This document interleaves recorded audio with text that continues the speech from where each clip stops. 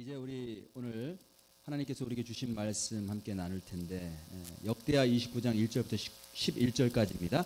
다 같이 일어나셔서 함께 교독하도록 하겠습니다. 제가 한 절 읽고 성도님들이 읽으시고 이렇게 교독합니다. 역대하 29장 1절부터 11절까지 말씀입니다. 제가 먼저 읽겠습니다. 히스기야가 왕이 오를 때에 나이가 25세라 예루살렘에서 29년 동안 다스리니라. 그의 어머니의 이름은 아비아요 스가랴의 딸이더라. 히스기야가 그의 조상 다윗의 모든 행적과 같이 여호와 보시기에 정직하게 행하여 첫째 달에 여호와의 전 문들을 열고 수리하고 첫째 달마다 레위 사람들을 공적으로 방면에 모으고 그들에게 이르되 레위 사람들아 내 말을 들으라. 이제 너희는 성결하게 하고 또 너희 조상들의 하나님 여호와의 전을 성결하게 하여 그 더러운 것을 성소에서 없애라. 우리 조상들이 범죄하여 우리 하나님 여호와 보시기에 악을 행하여 하나님을 버리고 얼굴을 돌려 여호와의 성소를 등지고 또 낭실 문을 닫으며 등불을 끄고 성소에서 분향하지 아니하며 이스라엘의 하나님께 번제를 드리지 아니하므로 여호와께서 제사와 예루살렘에 중원하시고 여호사 여호와 놀람과 비웃음을 나에게 하신 것을 너희가 똑똑히 보는가. 다 같이 읽겠습니다. 이로 말미암아 우리의 조상들이 달에 엎을 내며 우리의 자녀와 아이들이 서로 접근하느니라. 주시기 바라겠습니다. 한 번 더 우리 드려진 물질 위에 또 말씀 듣기 위해서 기도하도록 하겠습니다. 하나님 아버지 감사합니다. 하나님께서 우리를 불러주시고 또 하나님 자녀 삼아주시고 지난 한 주간도 매 순간마다 우리는 하나님을 잊을 때가 많았지만 하나님 한순간도 잊지 아니하시고 우리를 붙잡아 주시고 필요한 것들로 채워주시고 인도해 주신 줄로 믿습니다. 그 은혜를 기억하며 믿음으로 하나님 물질을 드렸습니다. 하나님 이 물질을 받으시고 하나님 축복하시고 하나님 나라 위에 귀하게 사용하여 주시기를 원합니다. 우리의 삶이 하나님 물질뿐만이 아니고 우리의 전 인생이 주님께 드려지는 인생 될 수 있도록 인도하셔서 하나님 손에 붙들린 인생, 정말 하나님 나라 위에 귀하게 쓰여지는 그런 인생, 거룩한 인생, 세상에 빛이 되는 그런 인생 될 수 있도록 그렇게 모든 당신의 자녀들을 축복하여 주옵소서. 이 시간 주의 말씀 듣기를 원합니다. 성령께서 전하는 자의 입술을 주장하시고 듣는 모든 성도들의 귀와 마음을 주장하셔서 하나님의 말씀의 씨앗이 심겨질 수 있도록 인도하여 주옵소서. 생명 되신 말씀, 우리를 변화시키시는 그 말씀의 역사가 일어날 수 있도록 인도하여 주옵소서. 특별히 하나님 우리 조윤아 자매 또 무사히 아이를 낳고 잘 아이를 지금까지 잘 기를 수 있도록 인도하시니 감사합니다. 첫 아이인데 쉽지 않았을 텐데 잘 감당하게 하시니 감사합니다. 그리고 테오도로 하나님 태어나서 처음으로 주님 앞에 나와서 예배드립니다. 하나님 이 모자를 주님 축복하시고 이 가정을 축복하시고 하나님께서 정말 기뻐하시며 하나님께서 동행하시며 하나님께서 하나님 나라에 귀하게 사용하시며 하늘나라의 큰 상급을 쌓는 그런 귀한 가정이 될 수 있도록 그런 귀한 어린 심령이 될 수 있도록 축복해 주옵소서. 예수님의 이름으로 기도드렸습니다. 아멘. 어떻게 지난주에 많이 바쁘셨죠? 예, 저도 참 많이 바쁘게 지냈는데 이런 일들 저런 일들이 참 많이 있었어요. 근데 그 중에 그 바쁜 가운데에도 영화 한 편을 봤어요. 제가 보고 싶어서 본 게 아니고 이 영화를 만드신 분을 어떻게 하다 우연히 만나게 되고 그분이 초청해 주셔서 티켓까지 다 사주시고 초청해 주셔서 제가 그 영화를 보게 됐는데 이 영화를 만드신 분이 한국 분이세요. 그리고 여자 목사님이세요. 그리고 이 영화가 실화를 바탕으로 실제 있었던 일을 영화화한 건데 그 주인공이 어떤 사람이냐면 감옥에 50번 가까이 왔다 갔다 하는 사람이에요. 그런 사람이 변화된 이야기인데 실제로 이 목사님 목회하시는 그 교회에서 변화되고 새로운 사람이 된 그 이야기인 거예요. 그래서 굉장히 흥미롭잖아요.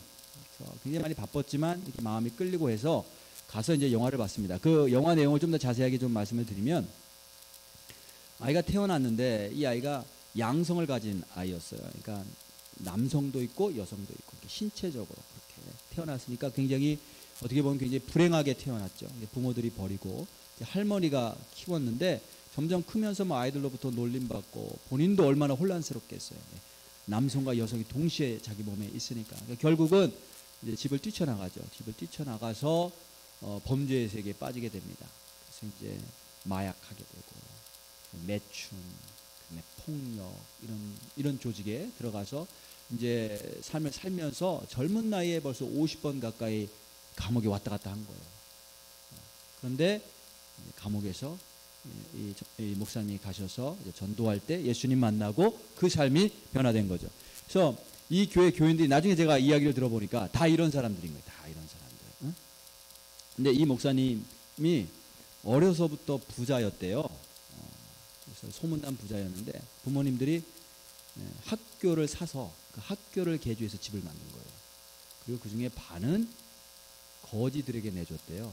이제 이 목사님이 어릴 때부터 기억나는 게 뭐냐면 아침에 일어나면 거지들이 쭉 와서 줄을 서면 엄마가 밥을 나눠주고 그 다음에 이제 기거할 곳이 없는 분들은 거기서 집에서 기거하게 해주고 그랬던 거예요. 그래서 그게 너무너무 자연스러워서 이분도 이제 목회 하나님께서 목사로 부르시고 목회를 하면서 그렇게 이제 어려운 분들 홈리스들이나 아니면 범죄자들이나 이런 분들 찾아다니면서 전도하고 이제 그분들이 갈 곳이 없으면 집에서 묵게 하면서 이제 복음을 전하고 성경을 가르치고 새로운 사람이 될 수 있도록 돕는 일을 한 거예요.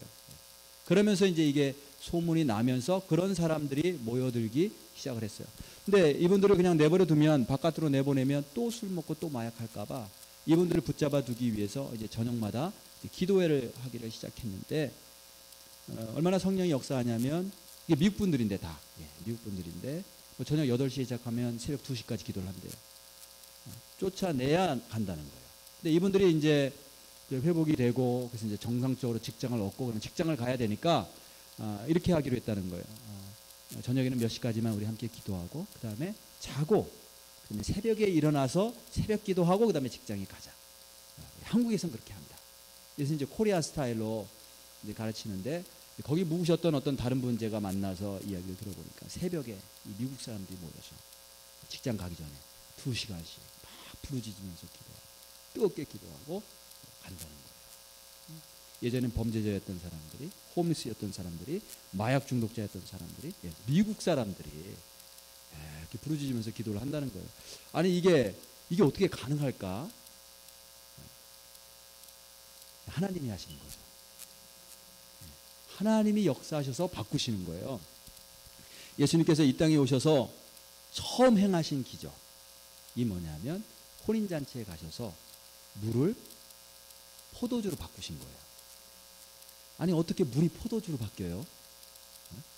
물을 냉장고에 넣으면 육각수로 바뀐다는 얘기는 제가 들었어요. 몸에 좋은 육각수로 바뀐다. 근데 물이 포도주로 바뀐다는 거는 있을 수가 없는 일이에요. 그죠? 어떻게 물이 완전히 성질이 다른 포도주로 바뀔 수가 있겠어요. 그런데 예수님께서 오셔서 처음 하신 일이 무엇인가 하면 물을 포도주로 바꾸신 거예요. 뭐냐면 예수님이 우리를 바꾸시겠다는 거예요. 예수님이 우리를 바꾸시러 오셨다는 거예요. 우리 인간 스스로는 나 자신을 바꿀 수가 없습니다. 그런데 예수님이 우리 인생에 찾아오시고 내가 마음을 열고 예수님을 영접하고 그 예수님이 우리의 삶 가운데 내 삶 가운데 거하시면 그 예수님이 나를 바꿔주세요. 물을 포도주로 바꿔주세요. 그렇게 바꾸시러 주님께서 오셨어요. 오늘 본문에 보니까 히스기야라고 하는 왕이 나오는데 히스기야라고 하는 사람이 왕이 된 다음에 가장 먼저 한 일이 있어요. 그게 뭐냐면 3절에 보니까 이렇게 이야기를 합니다. 첫째 해, 첫째 달에 히스기야가 왕이 되고 나서 가장 먼저죠. 첫 번째 해, 첫 번째 달에 무엇을 했냐면 여호와의 전 성전이죠. 성전 문들을 열고 이게 무슨 말이냐면 이전에는 성전문이 닫혔었다는 거예요. 성전문들을 열고 그 다음에 그것을 수리하고 무슨 말이에요? 그전에는 그 안이 다 파괴되고 부서지고 엉망이었다는 거죠. 그래서 히스기야 왕이 된 다음에 가장 먼저 한 게 뭐냐면 첫 번째 해 첫 번째 달에 성전문을 열고 닫혔던 성전문을 열고 모든 부서졌던 모든 그 성전 안을 다 수리하고 그 다음에 나중에 이제 제가 계속 말씀드리겠지만 더러운 것들을 다 끄집어내서 청소하고 그런 일들을 했어요. 그 아버지가 히스기야 왕의 아버지가 아하스라고 하는 사람인데 이 사람이 악한 왕이에요. 아주 악한 왕으로 유명한 사람인데 자기가 왕이 되고 나서 하나님의 성전문을 닫고 모든 기구들을 부수고, 오늘날로 말하면 이런 뭐 의자라든지 강대상이라든지 피아노라든지 이런 것들을 다 부수고 나라 전체 구석구석에 우상의 제단을 쌓고 우상들에게 절하고 백성들로 하여금 우상 숭배하고 그랬던 거예요. 그게 하나님의 성전문을 닫고 그렇게 우상을 숭배했을 때 어떤 일이 그 결과로 벌어졌는가 하면 7절부터 9절까지 나오는데 이렇게 말씀하고 있어요. 또 낭실문을 닫으며 등불을 끄고, 하나님의 등불, 여기 성전의 등불은 말씀을 상징합니다. 하나님의 말씀이 사라졌어요. 그 다음에 성소에 분향하지 아니하니, 향을 피웠는데, 성전에서 향을 피웠는데 그 향은 기도를 상징해요. 기도도 하지 않고 이스라엘의 하나님께 번제를 드리지 아니합니다. 예배도 안 드리고 그랬더니 8절에 여호와께서 유다와 예루살렘에 진노하시고 내버리사 두려움과 놀람과 비웃음거리가 되게 하신 것을 너희가 똑똑히 보는 거다. 두려움이 임하고, 놀람이라는 게 테러의 영어로 말하는 테러. 두려워서 깜짝 놀라는 거거든요. 비웃음거리, 수치가 되었어요. 9절에 이로 말미암아 우리 조상들이 칼에 엎드러지며 우리의 자녀와 아내들이 사로잡혔느니라. 그래서 온 나라가, 온 백성들이 큰 재앙 가운데 이제 빠지게 됐다라고 하는 그런 내용이에요. 자, 우리가 왜 겨울이 되죠? 왜 추위가 오죠? 겨울이 되면 태양과 멀어지기 때문에 그래요. 태양과 멀어지기 때문에 우리가 추워지는 거예요. 왜 어두워지죠? 빛이 사라지니까 어두워지는 거예요.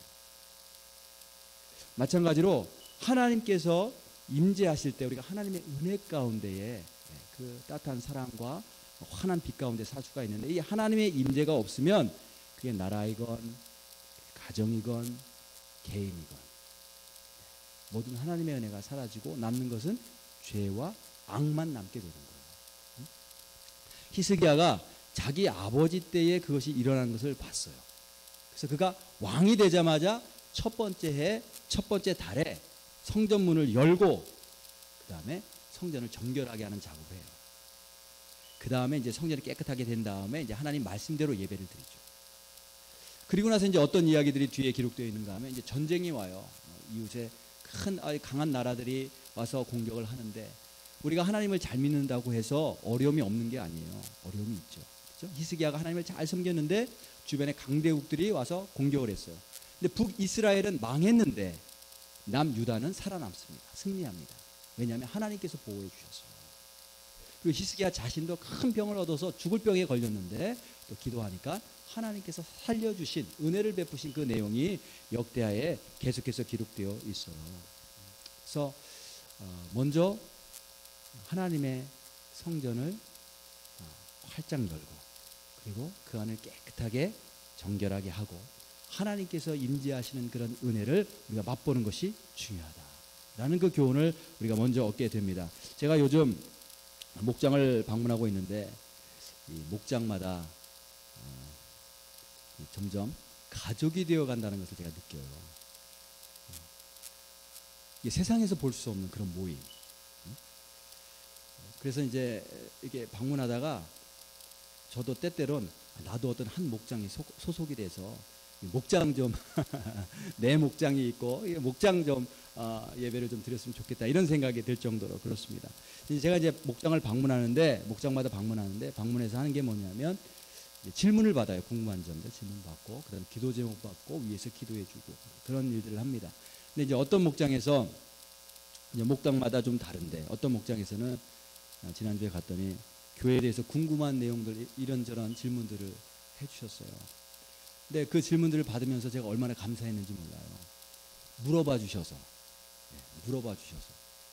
그래서 어떤 사람들은 그냥 뭐 이렇게 궁금한 사항 생기고 그러면 묻지 않고 오해를 하고 그냥 뒤에서 이야기하고 그래서 서로 이렇게 갈등이 생기고 말들을 만들어내고 그러는데 목장을 방문했더니 물어봐 주시는 거예요. 얼마나 감사한지. 그래서 제가 답변해 드렸죠. 답변해 드리고. 그래서 이러한 모습들이 성숙한 교회 또 성숙한 교인들의 모습인 줄로 믿습니다. 그리고 또 어떤 목장에 갔더니 그 목장에는 애들이 바글바글한 거예요. 바글바글. 근데 보니까 목장 세팅이 아주 잘 돼 있어요. 식사를 할 때도 애들과 부모들이 함께 모여서 동그랗게 앉아서 같이 밥을 먹고 밥을 먹은 다음에는 또 이렇게 자리를 옮겨서 동그랗게 앉아서 서로 삶을 나누고 예배를 드리는데, 먼저 이제 애들이 아주 어린애부터 시작해서 감사 제목, 하나님 감사 제목. 그리고 또 소목자님이 그걸 또 다 적어요. 다 적고. 기도 제목. 어린 애들도 그게 있더라고요. 예, 감사하는 제목이 있고 기도 제목이 있고 다 적어. 소목자님이 또 아이들을 위해서 축복해주고 감사해주고 충고기도 해주고. 이런 거를 제가 전에 본 적이 없어서. 예. 근데 이렇게 아름답게 목장이 정말 가족처럼 이렇게 만들어져 나가는 것을 제가 봤습니다. 앞으로는 예수님 믿지 않은 사람들도 초청하고 그분을 위해서 기도하고, 또 목장에서 또 선교사님들 한번 이렇게 정해서 또 그분을 위해서 기도하고 후원도 하고 선교지도 가고, 그렇게 잘 세워지게 될 줄로 믿습니다. 오늘 히스기야가 왕이 되자마자 한 게 뭐냐면 하나님의 성전문을 연 거예요. 근데 성전이란 뭐냐면 주님이 임재하시는 곳이, 주님이 임재하시는 것. 그래서 내 안에 주님이 임재하시면 내 몸이 성전이 되는 거예요. 우리가 예배할 때 이렇게 우리 함께 모여 있잖아요. 이 예배하면서 함께 모인 이곳에 주님이 임재하시면 이곳이 성전이 되는 거예요. 그냥 우리가 예배당이 지어졌다고 저절로 성전이 되지는 않아요. 제가 요즘 이렇게 유럽도 갔다 오고 했는데 유럽에 그런 교회들이 많죠. 예, 교회로 지어졌지만 나중에 뭐 술집이 되고, 그죠? 미국에도 교회로 사용되었었지만 지금은 뭐 호텔로 사용되고 이런 곳이 많아요. 그래서 예배당이라고 이렇게 지어졌다고 해서 저절로 성전이 되는 게 아니고요. 성전이 되어져야 돼요. 언제 성전이 되냐면 하나님의 임재가 있을 때, 그때 성전이 되는 거예요.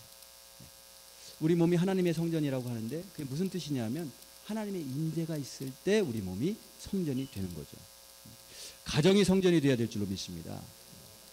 하나님이 임재하시는 것. 그죠? 하나님을 예배하고 그래서 하나님이 임하시고, 하나님께 기도하면 하나님께서 응답하시는 것. 가정이 하나님의 성전이 되어야 돼요. 근데 오랫동안 가정이라고 하는 성전문이 닫혀 있었던 거예요. 근데 가정이라고 하는 성전문이 오픈이 되고 하나님을 나의 주님이시여 나의 왕으로 인정하고 초청하고, 그래서 하나님이 임하시고 역사하시고, 그래서 이곳만, 지금 이 예배당 요곳만 성전이 아니고 내 삶도 성전이 되어야 되고 특별히 가정이 성전이 되어야 돼요. 우리가 목장을 하면서 가정을 오픈하는데 돌아가면서 모이잖아요. 이게 굉장히 큰 의미가 있어요. 세상에 내 집을 다른 사람들에게, 더군다나 애들이 있는 그런 집에 이렇게 오픈하고 싶은 사람들이 어디 있겠어요. 근데 이 집을 오픈한다는 것은 무슨 뜻이냐면 이 집이 내게 아니고 하나님 당신 것입니다를 고백하는 거예요. 주님 당신 것입니다. 당신이 주인이십니다. 당신이 우리 집에 임하시고 우리 가정에 임하시고 당신께서 통치하여 주옵소서. 그걸 고백하는 거예요. 그게 고백할 때 비로소 하나님이 임재하시고 하나님이 통치하시고 하나님께서 역사하시는 성전이 될 줄로 믿습니다. 어린애들이 있으면 이게 시끄럽고 정신이 없죠. 모임이 제대로 되는 건지. 우리 집에 3살짜리 하나만 있어도 시끄럽고 정신이 없어서 우리 아내가 날마다 힘들어하는데 애들이 막 몰려들어봐요. 얼마나 쉽지 않겠어요. 그런데 놀라운 사실은 뭐냐면 이렇게 정신이 없고 이게 지금 뭐 말하다가도 중간에 끊기고 애들이 울면 또 가서 봐줘야 되고 막 정신이 없어서 이게 제대로 되어가는가 싶지만 그 가운데서 성령님이 역사하신다는 거예요. 그러니까 그게 놀라운 거예요. 그러니까 우리가 뭘 이렇게 모여서 마음을 모아서 뭘 하는 게 아니고 하나님이 하신다는 거예요. 하나님이.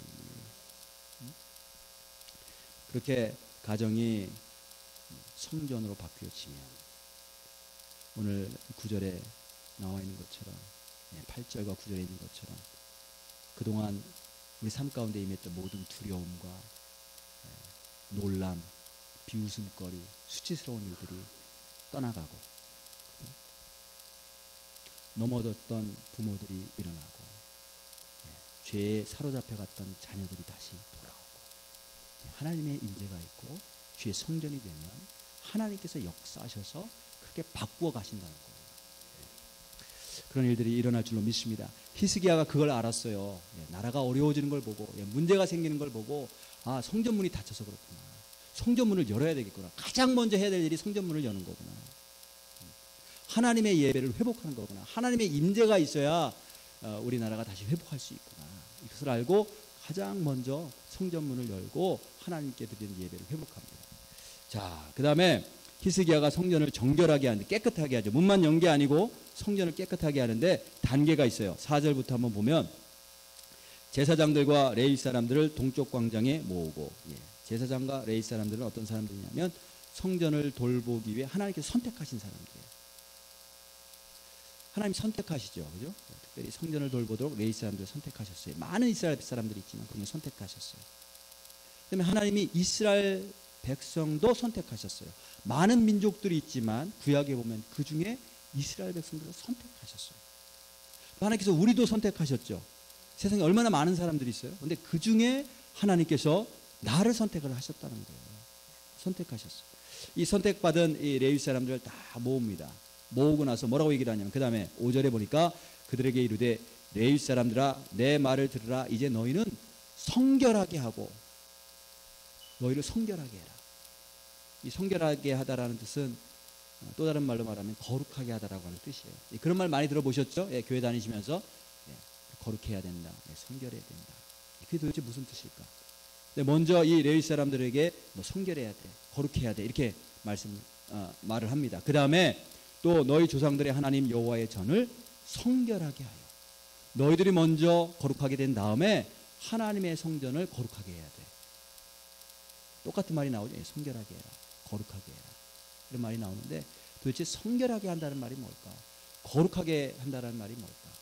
우리가 거룩하게 된다는 하는 뜻이 뭘까요? 그러니까 이런 말을 많이 들었는데 그 뜻이 무엇일까? 여기 보니까 아주 쉬운 말로 표현하고 있어요. 설명하고 있는데 그 뒤에 이렇게 설명하죠. 하나님 여호와의 전을 성결하게 하여 그 더러운 것을 성소에서 없애라. 성결하게 한다는 게 뭐냐면 더러운 것을 없애고 깨끗하게 하는 거예요. 그러니까 하나님 거룩하니까 우리도 거룩해야 된다라고 하는 말을 많이 듣는데, 거룩하게 된다라고 하는 뜻이 무엇일까? 내 속에 있는 더러운 것들을 없애고 그 다음에 깨끗하게 된다는 거예요. 하나님께서 함께 하시는 그런 인생이 되고 싶고, 하나님이 함께 하시는 그런 가정이 되고 싶죠. 그렇죠? 예수님께서 오셔서 물을 포도주로 바꾸셨으니까 우리의 인생이, 우리의 가정이 그렇게 바뀌기를 원해요. 그런데 하나님께서 그렇게 임재하시고 역사하시는 곳이 되려면 우리가 거룩해야 된다는 거예요. 성결해야 된다는 거예요. 더러운 것을 없애고 깨끗하게 돼야 된다는 거예요. 자, 그러면 어떻게 그렇게 할 수 있을까? 자, 가장 먼저 선택입니다. 선택. 하나님께서 레위 사람들 선택하시고 이스라엘 백성들 선택하시고 그랬어요.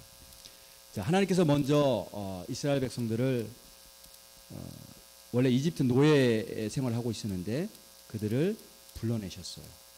구원하시고 불러내셨어요. 그리고 특별한 백성으로 삼으셨어요.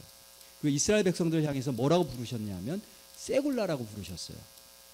이 세굴라라고 하는 말은 한국말로도 번역이 어렵고 영어로도 번역이 어려워서 이게 성경을 보면 여러 가지 단어로 번역되고 있는데, 세굴라라고 하는 말은 이런 뜻이에요.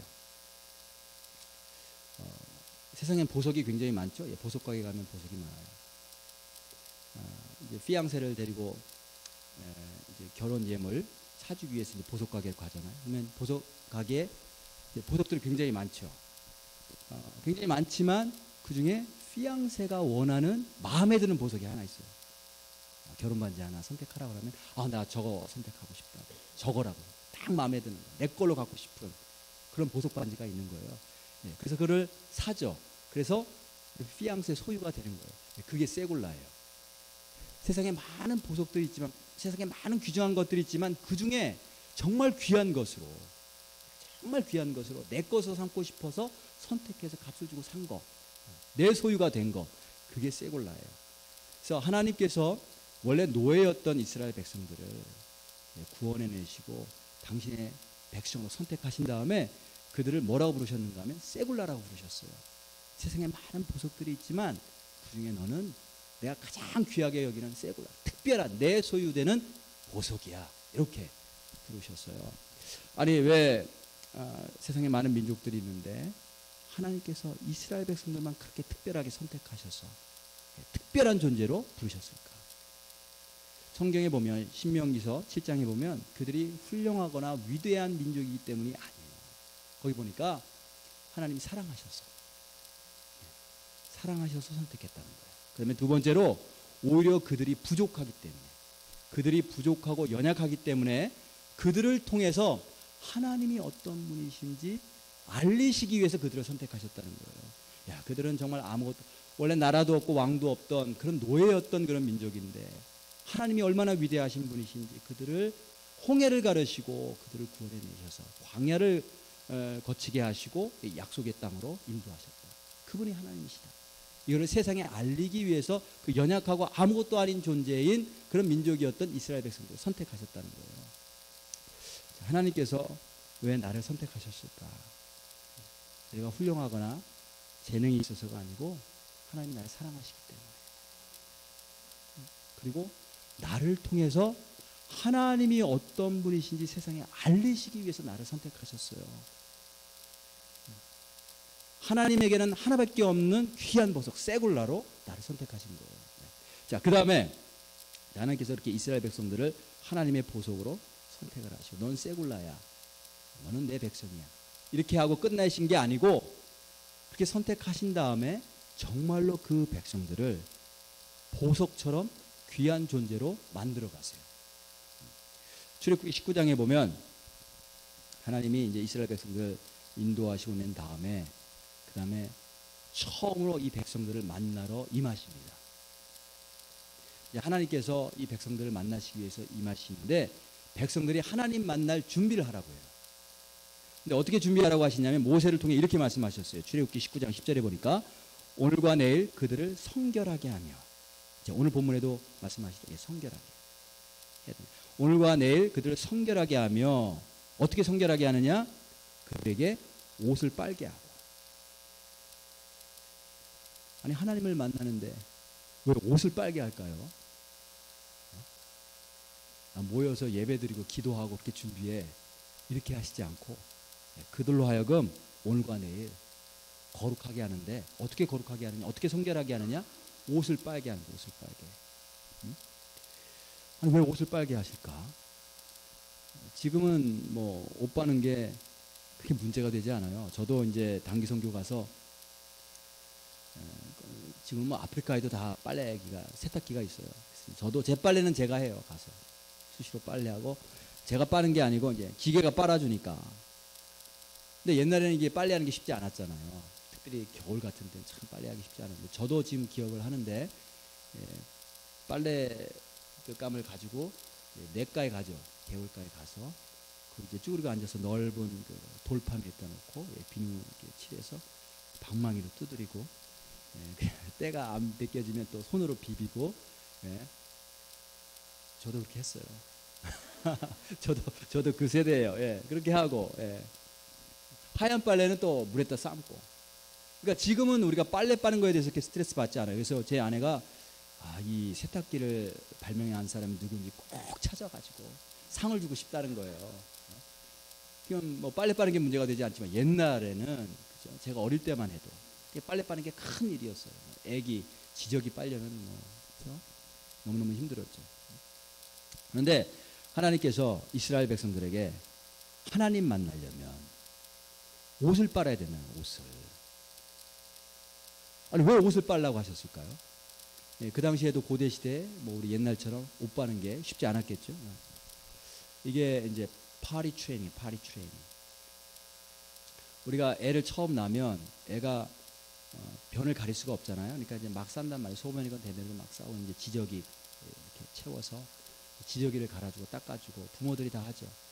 뭐 어릴 때는 뭐 똥을 싸도 색깔이 너무 예쁘다고 하고, 냄새가 나도 냄새가 너무 좋다고 하고. 근데 이게 커서까지 그러면 안 되잖아요. 그죠? 이제 나이가 들면서 지저귀를 떼고, 그 다음에 변기에 앉아서 변을 보는 법을 가르쳐 줘야 되는 거예요.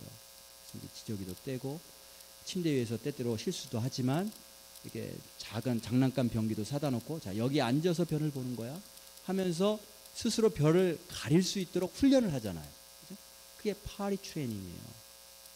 아무것도 모르는 어린 아기를 조금씩 사람답게 되도록 만들어가는 거죠. 파리 트레이닝. 그래서 하나님께서 하나님의 백성들 불러내셨는데 이 이스라엘 사람들이 처음에 구원받고 나서 아무것도 몰라요. 그냥 노예였었잖아요. 하나님이 누구신지, 하나님이 얼마나 거룩하신 분이신지, 자기들이 얼마나 죄악된 그런 존재인지, 죄악된 존재가 거룩하신 하나님과 만나면 얼마나 큰 일이 일어나는지 아무것도 모르잖아요. 그러니까 이거를 처음부터 가르쳐 주시기 위해서 내가 너희들 만나려고 이제 어느 날 임할 텐데 그걸 준비하기 위해서 너희들이 어떻게 해야 되냐면 옷을 빨아야 돼. 옷을 빨아야 돼. 그런 거예요. 그러면 이제 이스라엘 백성들이 아무것도 모르고 빨래를 하겠죠. 더러운 옷들 가지고 막 냇가에 가서 방망이도 두드리고 비비고 옷을 빨면서 어떻게 생각을 했을까요? 아, 하나님을 만나려면 더러운 상태로 만날 수 없구나. 하나님 만나려면 깨끗해야 되는구나. 그거를 배우는 거예요. 거룩한 게 무엇인지 전혀 알지 못했던 백성들. 하나님 만나려면 깨끗해야 된다는 것을 전혀 알지 못하는 백성들에게 하나님이 파리 트레이닝 시키시는 거예요. 옷을 빨면서 아, 이렇게 하나님 만나려면 깨끗해야 되는구나. 하나님께서 우리를 죄에서 구원하셨고 하나님 자녀로 삼아주셨어요. 근데 우리가 하나님 자녀로서 살아가려면 또 하나님께서 늘 나와 함께 하시는 성전이 되려면 우리가 어떻게 돼야 되냐면 깨끗해야 된다는 거예요. 그거를 성결하다, 거룩하다 성경에는 그렇게 표현해요. 깨끗해야 되는구나. 하나님이 거하셔서 내 삶을 바꾸시기 원하시는데 그러한 삶을 살려면 내가 깨끗해야 되는구나. 근데 문제가 있어요. 두 가지 문제가 있네요. 첫 번째는 문제가 있는데 그게 뭐냐면 두 가지를 모르는데 첫 번째는 뭐냐면 내가 더럽다는 걸 몰라요. 두 번째는 내가 더럽다는 것을 알아도 그걸 깨끗하게 하는 방법을 몰라요. 그래서 문제가 되는 거예요. 내가 더럽다는 걸 모르고 두 번째는 더러워도 이것을 깨끗하게 할 수 있는 방법이 없어요. 우리에게. 어느 날 바리새인들과 서기관들이 예수님을 찾아와서 예수님께 시비를 걸었어요. 뭐냐면 당신의 제자들이 더러운 손으로 음식을 집어먹었다는 거예요. 그래서 부정하다는 거예요. 위생적으로 더럽다는 얘기가 아니고 지금 바리새인들은 이게 종교적으로, 의식적으로 하나님 앞에서 더럽다는 거예요. 손 씻지 않고 먹었기 때문에. 그때 예수님께서 뭐라고 말씀하셨냐면 더러운 손으로 우리가 먹어서 우리가 더러워지는 게 아니고 우리 속에서 나오는, 우리 마음에서 나오는 것들이 우리를 더럽게 한다고 말씀하셨어요. 그러면서 우리 속에 또 우리 마음에서 나와서 우리를 더럽게 하는 것들이 이런 것들이다 라고 말씀을 하시는데 그 내용이 이런 것들이에요. 악한 생각, 음란, 그리고 실제로 육체적으로 바람을 피워서가 아니고 이미 우리 마음속에 음란한 생각이 우리를 더럽게 한다는 거죠. 도둑질, 살인, 간음, 탐욕, 악독, 속임, 음탕, 질투, 비방. 다른 사람 비방 안 하신 분들, 안 해보신 분들 계세요? 다 비방, 비방, 교만, 우매함, 깨닫지 못한 거, 어리석은 거. 그러면서도 내가 다 안다고 이야기하는 거, 우매함. 이런 것들이 우리를 더럽게 하는데 우리 속에서 다 이게 나온다는 거예요. 내 속에서 하나님 보시기에 온갖 더러운 것들이 쉴 새 없이 뿜어져 나오는데 그걸 나 자신은 몰라요.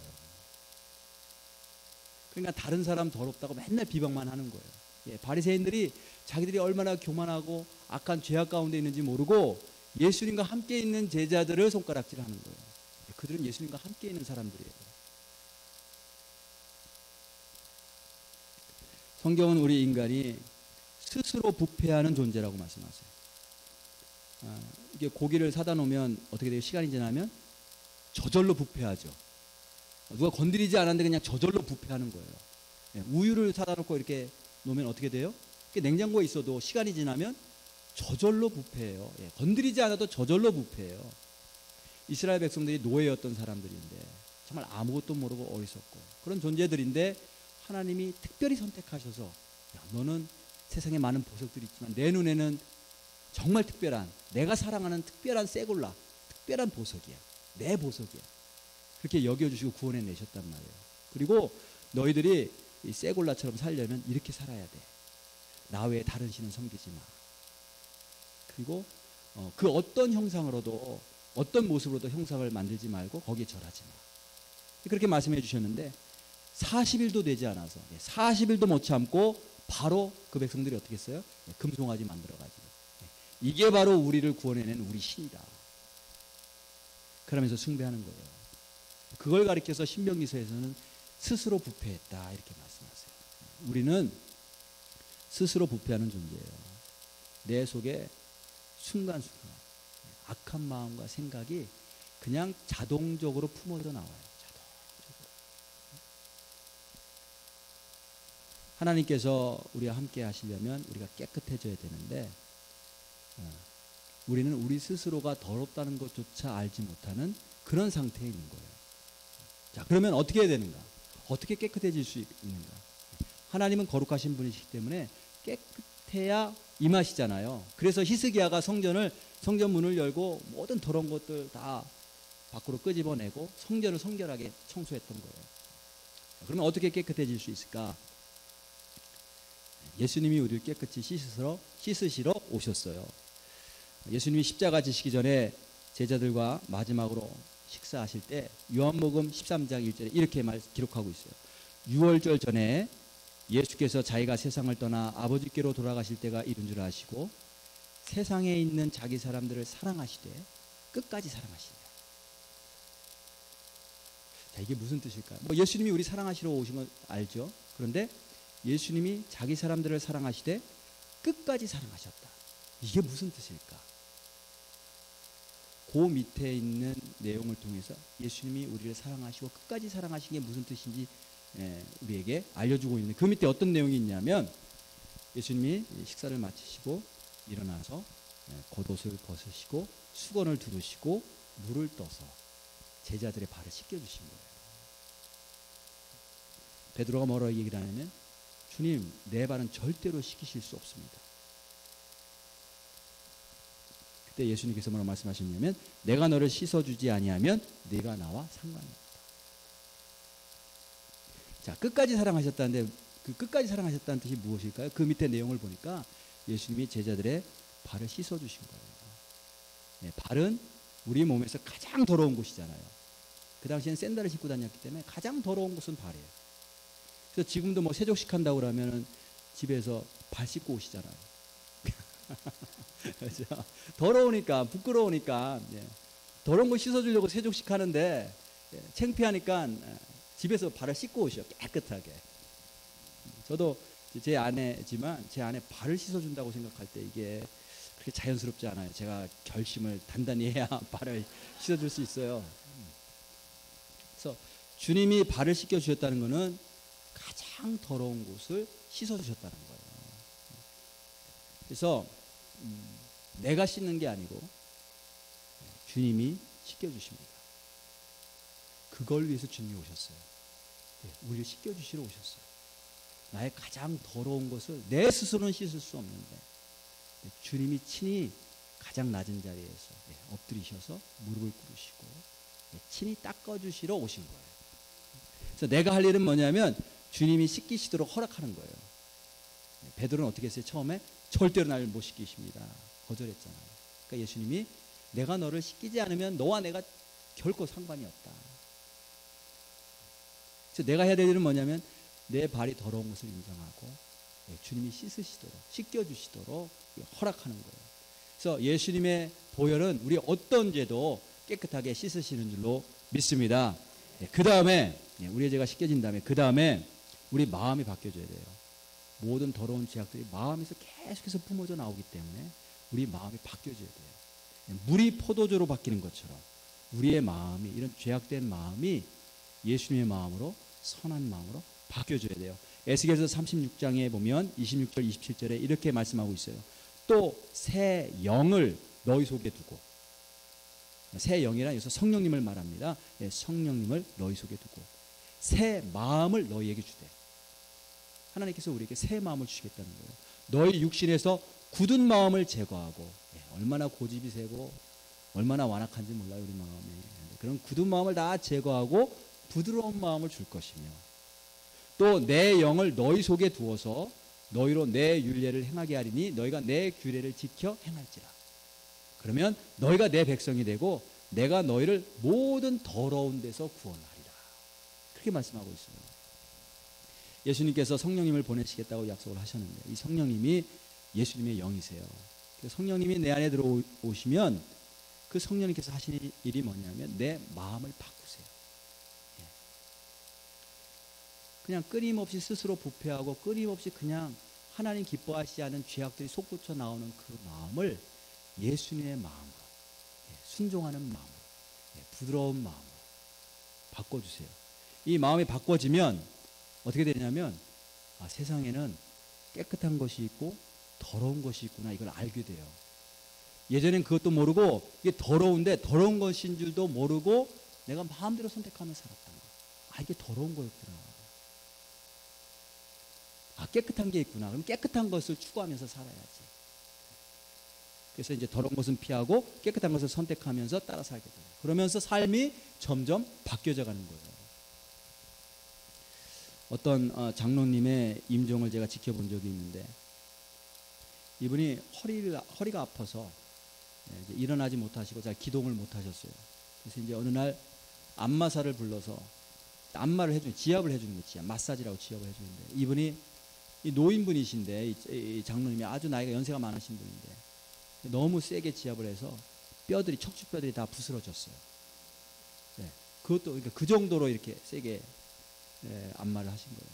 그래서 이제 그 길로 더 이상 일어나지 못하시고 누워서 1년 가까이 지내시다가 결국 이제 하나님 품에 안기셨는데, 이 누워 계시는 동안 다른 게 할 게 없잖아요. 할 수 있는 게 없잖아요. 그러니까 이분이 설교를 들은 거예요. 설교.